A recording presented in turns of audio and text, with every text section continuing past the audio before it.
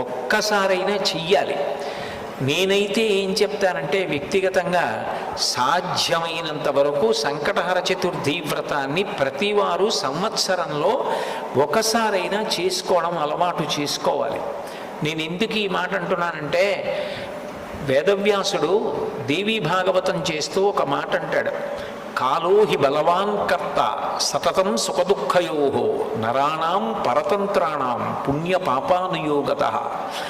భగవంతుడు మనకొక సుఖాన్ని ఇస్తే మన పుణ్యాన్ని అడ్డుపెట్టిస్తాడు, మనకి దుఃఖాన్ని ఇస్తే మనం చేసిన పాపాన్ని అడ్డుపెట్టిస్తాడు.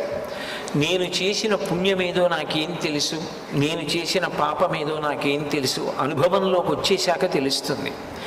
అది అనుభవంలోకి వచ్చేసి సంకటం ఏర్పడిపోయిన తరువాత పరుగులు తీసే కన్నా అటువంటి సంకట స్థితి రాకుండా ముందే సంకటహర